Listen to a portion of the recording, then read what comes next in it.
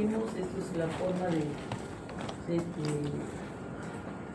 acumulación de líquido, y esta es la imagen macroscópica de un edema pulmonar, que es la presencia de ¿qué? De una sustancia espumosa, ¿no?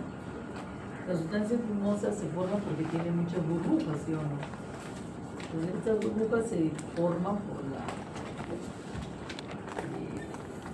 por la suma o la unión del líquido con el líquido, ¿no? El líquido del edema y el aire que está en los espacios alveolares.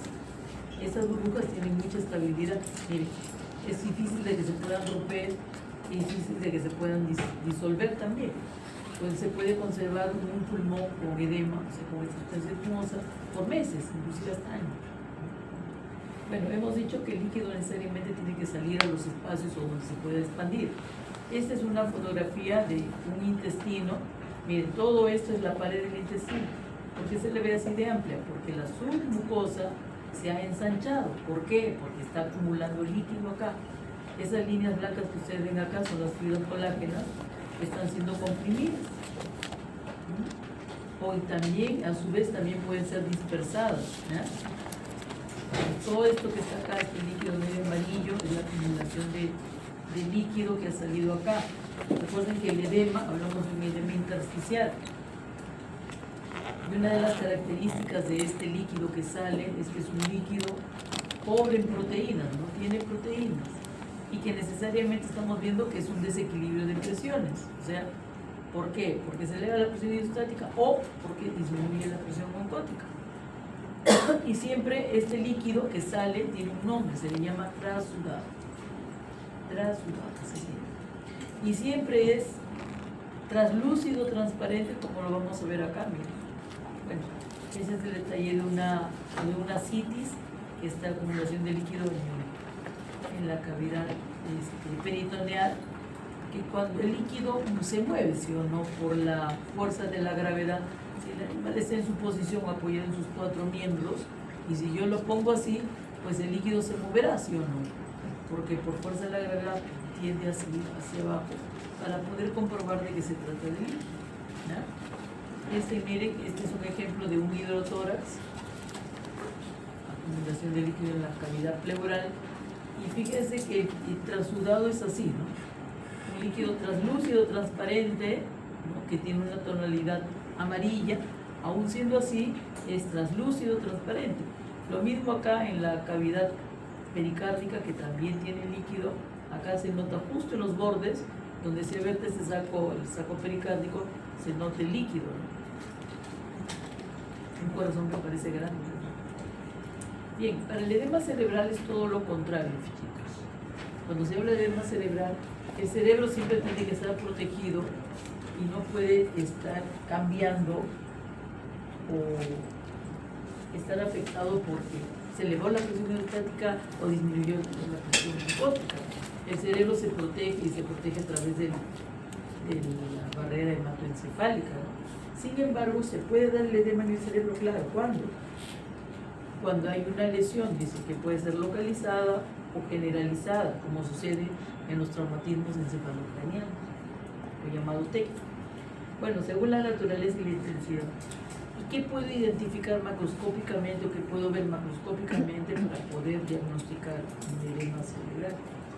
Primero dice que aparece hinchado, pero bueno, yo digo que es hinchado, pero alguien me dirá que no le parece, ¿no? Pero para eso tengo que decir las características que veo, que se da para poder sustentar mi diagnóstico.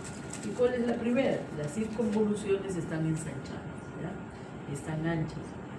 Y los surcos pierden profundidad, se ven muy superficiales o de repente ya ni se puede ver. Y bueno, y dice que también es signo de estar aplastado contra la bóveda craneana. Como se hincha, ya no puede ser más allá porque ya está el hueso ahí, el cráneo, puede verse una superficie plana, ¿no?, o chata. Estos son dos cerebros de dos animales que tienen o que están demostrando la hinchazón cerebral, hinchazón en el cerebro. Este es un cerebro de un bovino y este es el cerebro de un perrito, un yorkie, que sufrió un traumatismo encefalocraniano. ¿Por qué se ve diferente? ¿Por qué el yorkie se ve grande? Porque le he hecho un un zoom para que puedan verlo, ¿no? Pero miren las circunvoluciones de este y las circunvoluciones de este. Se supone que este está más ensanchado, ¿sí o no? Entonces el edema cerebral fue mucho mayor o mucho más intenso porque se sufrió una fractura, ¿no? Un traumatismo encefalocraneal que le produjo fractura del cráneo. Y esa fractura le convirtió en pequeñas partículas esquirlas que penetraron al cerebro. Entonces cuando se sacó todo, cuando se sacó la piel, se hizo el desollado, en la zona de la fractura se veían restos de cerebro que estaban saliendo, porque había penetrado, porque estaba rompiendo. Por eso el perrito tuvo una muerte súbita. Y bueno, ven ustedes el extremo del edema, ¿no? Miren el edema. Ni siquiera se puede reconocer las circunvoluciones que todavía se reconocen acá. Y eso que también está ensanchado, ¿no?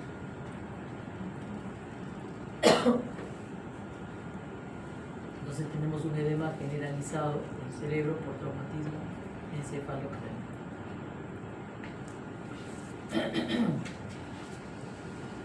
Bien, y esto es un cerebro de un perrito, parece de un cachorro, que tenía acumulación de líquido dentro de la cavidad. En este caso es el ventrículo lateral o los ventrículos laterales del cerebro. Bueno, lo que se acumula ahí no crean que es líquido simplemente, sino que es el líquido cefalorraquídeo. Y necesariamente tiene que haber alguna obstrucción o alguna interferencia en el drenaje del líquido cefalorraquídeo. Como estos, y generalmente siempre son estenosis o obstrucciones a nivel de los agujeros o a nivel de los canales. Pero acá el hecho, además de reconocer de que se está acumulando el líquido cefalorraquídeo, es el efecto que produce la acumulación de este líquido cefalorraquídeo. Como el líquido no puede salir o circular, se acumula y los ventrículos crecen y el cerebro va a experimentar la compresión de este líquido sobre el cerebro. ¿Y qué es lo que sucede? Miren lo que sucede. Crece el ventrículo porque sigue acumulando ese líquido que no puede salir, no puede circular, y produce una atrofia del cerebro. Miren, este es el grosor del cráneo y este es el grosor del cerebro. O sea, hasta dónde esta acumulación de líquido ha ido comprimiendo y ha ido atrofiando ¿a quién? Al cerebro. Por supuesto, en los animales de repente no se ven las limitaciones que hay, pero en los niños que sufren de hidrocefalia sí o no, se limita. Hay limitaciones como, por ejemplo, no pueden ver, no pueden caminar, no pueden moverse, no pueden hablar. ¿Y por qué? Porque esta atrofia, ¿no?, ha producido daño que ya le incapacita para poder hacer esas cosas. El cerebro pesa más porque esta acumulación de líquido provoca eso. Por eso es que ves que este ojo de este perrito más se ve la esclerótica que la córnea, por el peso que está soportando. Este peso también puede comprimir al quiasma óptico y por lo tanto le quita la visión, lo pone ciego y de repente hasta los niños también. Entonces, además de reconocer la acumulación de este líquido cefalorraquídeo en los ventrículos laterales, también es importante ver el efecto que produce, ¿no? Miren la atrofia severa por una acumulación exagerada. Ahora, chicos, cuando se habla de hidrocefalia, uno no detecta la hidrocefalia hasta que uno no ve que la cabeza comienza a crecer. Eso sí es el cachorro o es el niño.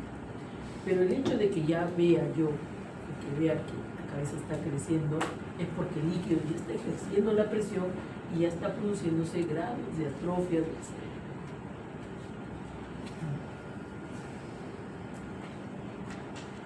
En cuanto a la hemorragia, recuerdan que es una condición que se refiere a la salida de la sangre de los vasos sanguíneos a consecuencia de la rexis. La rexis, que es un daño directo al vaso sanguíneo, que puede ser por ruptura, que puede ser por traumatismo, compresión, erosión, etcétera, un daño directo a la pared para que la sangre pueda salir. Pero también hemos visto que una congestión nos lleva a una hemorragia, ¿sí o no? Pero una hemorragia sin daño a la pared del vaso sanguíneo, o sea, sin daño, cuyo mecanismo hemos dicho, ¿cómo se llama? El glóbulo rojo sale justo en la unión de estas dos células, por ahí se escapan los glóbulos rojos y no producen ningún daño. Ahora, la sangre se puede acumular en las cavidades y salir al exterior. Así como hemos visto que el hidrotórax significa acumulación de líquido en el espacio pleural, la acumulación de sangre en el espacio pleural, ¿cómo se llamará? En vez de hidro será hemo. ¿Cómo será? Hemo. Si el líquido se acumula en el espacio peritoneal, será un hemo peritoneo. Y si se acumula en el espacio pericárdico, será un hemo pericárdico. Ahora, una cosa muy importante cuando hablamos de corazón. Cuando la sangre sale fuera de los vasos sanguíneos, la sangre no se queda, ¿sí o no? No se queda líquida. La sangre fuera de los vasos sanguíneos ya no se queda líquida, sino ¿qué le pasa a la sangre? Se coagula. Entonces, imagínense que en el espacio pericárdico sale la sangre y luego esta sangre se va a coagular, ¿sí o no? Ahora el corazón va a sufrir el efecto de la presión de la sangre que está acumulándose en el espacio pericárdico. Y también la presión de esta sangre cuando se coagula, ¿sí o no? Porque es diferente la presión que ejerce el líquido con la presión que ejerce el coágulo, ¿sí o no? Entonces, eso es diferente. Y puede ser que este coágulo que ya se forma ahí porque la sangre ha salido, va a evitar o va a impedir que la sangre salga o que la sangre entre. Y a eso le llaman taponamiento cardíaco. Bien, y aquí lo que pasa con este taponamiento cardíaco es que va a impedir que se produzca el llenado ventricular. Y si no hay llenado ventricular, ¿qué va a bombear la sangre? ¿Qué va a bombear el corazón? Va a bombear la sangre. Bien, en cuanto a la hemorragia, dice la clasificación puede ser según el vaso afectado. Se puede romper una arteria, se puede romper una vena grande, que puede ser por traumatismo, por arteriosclerosis, más en el hombre, ahora en los perros se está presentando bastante, o por una lesión inflamatoria o neoplasia de la pared hospitalaria. Algunos pueden ser suficientemente grandes para producir la muerte. Por ejemplo, ponen como ejemplo la ruptura por aneurisma. ¿Qué es un aneurisma? El aneurisma es una dilatación de la arteria. ¿Ya? Hablemos de dilataciones adquiridas, que puede ser por parásito, por inflamación, etc. Según la localización, la hemorragia puede ser externa como también puede ser interna. ¿Cuándo se dice que una hemorragia es externa? Cuando la sangre se expulsa por los orificios naturales, que puede ser la nariz, que puede ser la boca, que puede ser el ano, que puede ser la vulva, etc. Bien, cuando es externa necesariamente tiene que salir por las aberturas naturales. Y acá nos dicen o nos mencionan a la epistaxis, que es la eliminación de sangre por las fosas nasales. Pero la epistaxis te dice que sale por las fosas, pero no te dice de dónde viene. ¿Ya? Entonces, una epistaxis también puede corresponder a una rinorragia, ¿no? Te digo que también la sangre sale por las fosas nasales, pero tengo la seguridad de que la hemorragia ha ocurrido en la cavidad nasal. O la hemoptisis, ¿no? Que la hemoptisis nos dice que también la sangre se está evacuando por la nariz, pero nos dice el origen de la sangre. ¿De dónde está viniendo la sangre en una hemoptisis? De los pulmones. Ahora, la hematemesis, hema que significa sangre y emesis que significa vómito, es un vómito de sangre. Si yo hablo del vómito, necesariamente estoy hablando de dónde es el origen de la hemorragia, ¿sí o no? ¿Cuál será? El estómago. Podemos hablar también de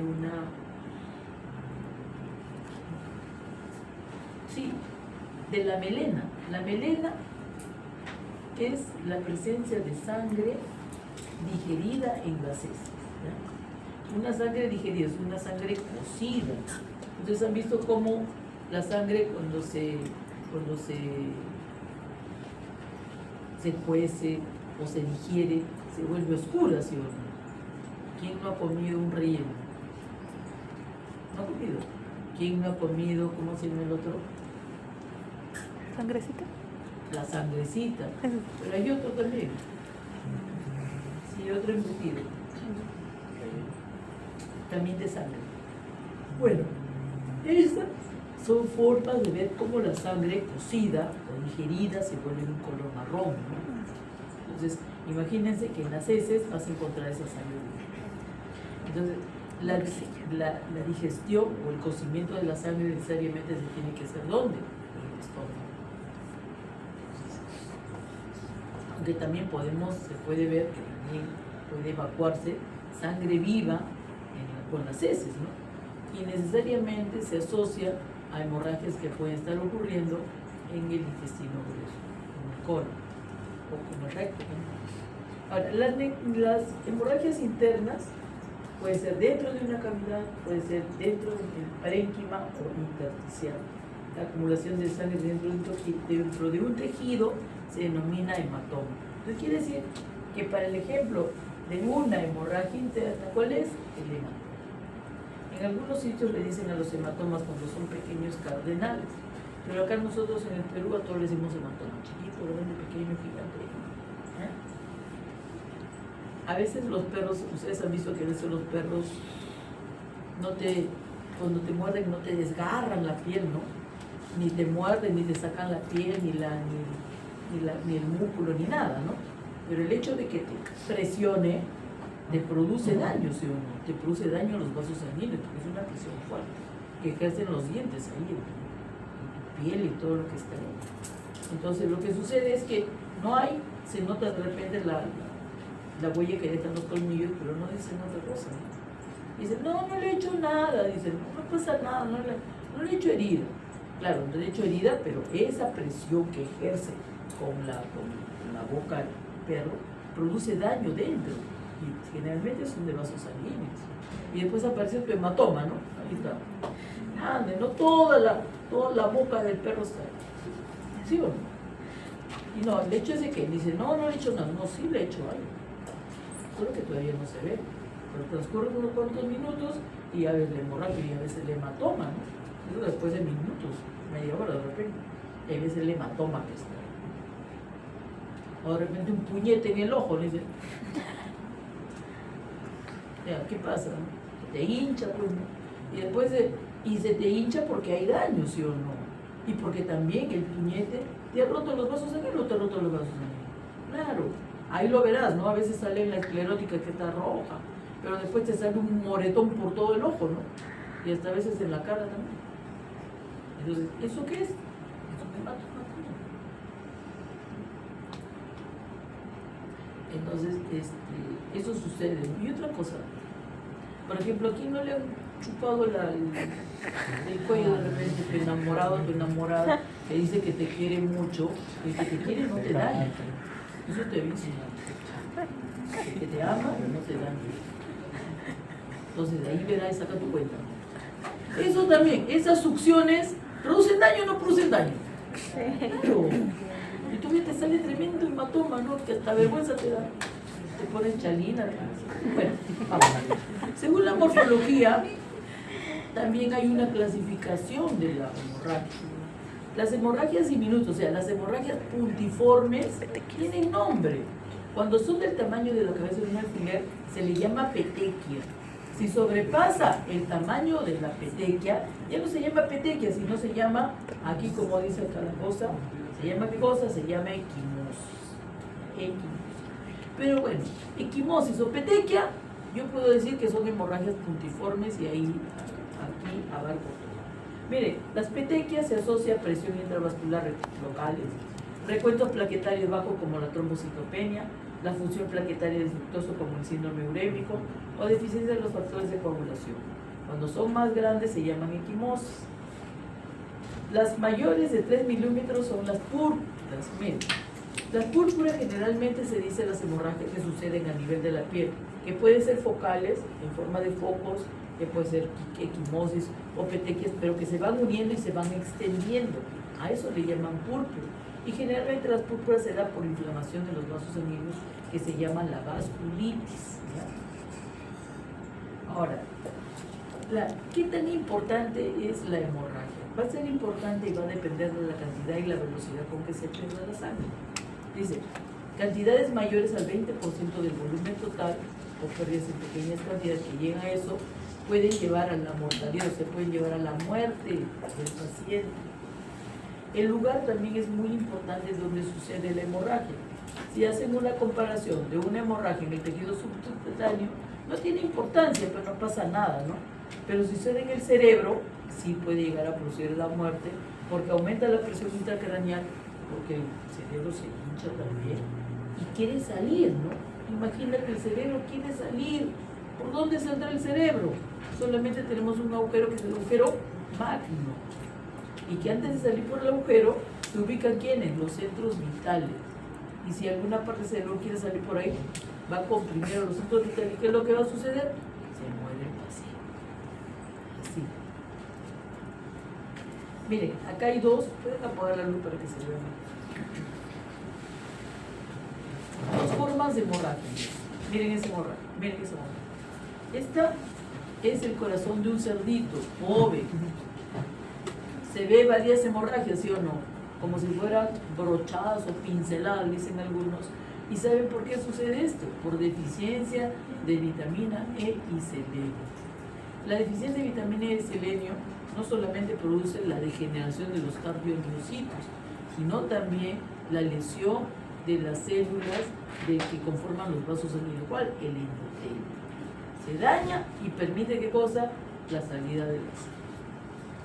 Esta tiene un nombre. Esta enfermedad, en relación a esta hemorragia, le da un nombre justo para él. Le dice la enfermedad del corazón de mora, por las hemorragias. Así le llaman. Bueno, aquí todavía está discreta y un color rojito, ¿no? Bonito. Hay corazones en los cuales las hemorragias son mucho más severas y se ve de un color rojo así medio dorado, medio oscuro. Bueno, pero así le llaman la enfermedad del corazón de mora, que se manifiesta más por la hemorragia, pero también hay degeneración del cardiomiocito. Miren ese riñón, ¿qué les parece ese riñón? Ese riñón también es de cerdo.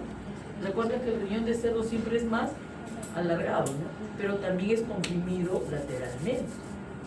¿Qué ven ahí? Esas hemorragias son las denominadas hemorragias puntiformes. Ahí hay tanto petequias como ¿qué? Como equimosis. Una enfermedad que produce eso, que produce esas hemorragias, son enfermedades producidas por virus, y estos virus tienen como célula blanco a las células endoteliales. O sea, son virus endoteliotróficos. ¿Cuál? El cólera porcino clásico y el cólera porcino africano.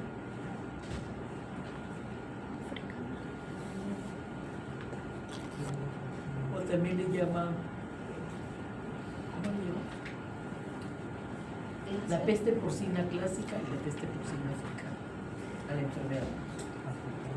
Bueno, ¿y esto qué les parece? A ver, díganme. Está eliminando sangre por los riñones. A ver, ¿cuál será el diagnóstico? 3, les pongo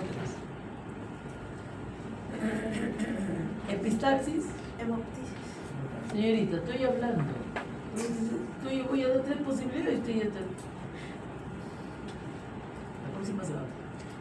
1, epistaxis. 2, rinorragia. 3, hemoptisis.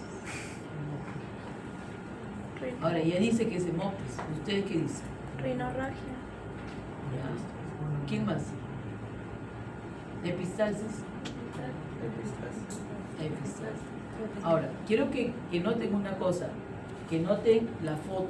A ver, ese caballo, ¿cuál es su finalidad de ese caballo?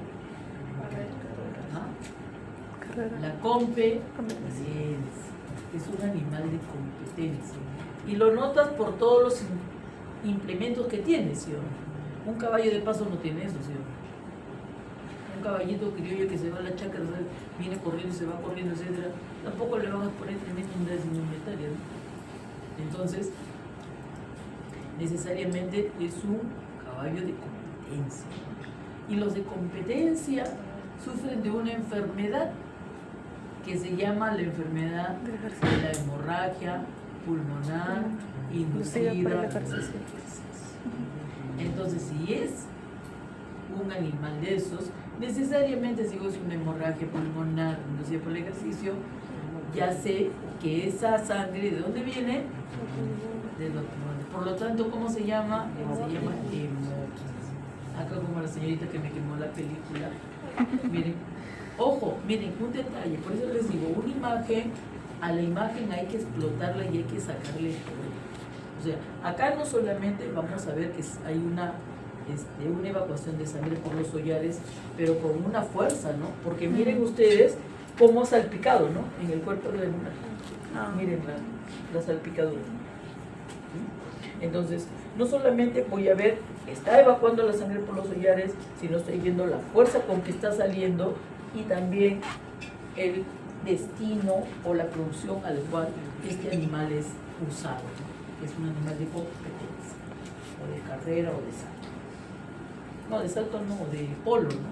Porque también los exigen a los caballos que los utilizan en el juego, el deporte que es de polo, que es como el fútbol montado en un caballo, con una vara. Y también les dan duro eso. Los exigen bastante y están en constante entrenamiento, ¿no? ¿O qué les parece eso, no? Por supuesto murió, ¿no? Miren, ¿qué le pasó? ¿Tuvo una lesión bastante severa o no? ¿Ha perdido sangre o no ha perdido sangre? Es más, ¿la sangre se ha coagulado, sí o no? Bueno, y se murió. Y supongo que también tendrá su edema cerebral, ¿sí o no? Miren, las circunvoluciones más anchas, bueno, aunque no hay profundidad todavía en las circunvoluciones, pero en esta no. El surco está más superficial. Y bueno, y esto es para ustedes, léanlo, cuando ya llegan a tronco ya van a poder entender. ¿Qué es la siguiente? Apliquen, hoy día van a tener que ver eso. Integremos los aprendidos. Comparar, sumar, comparar las fotos de determinar la gravedad de cada una de las y sus cosas. Lectura que nunca hace. Por ahí está el control. Por favor, está el control por ahí. Y por acá también. No está, en esa mesa estaba el control. Ya después no está. Ya chicos, voy a darle sus láminas.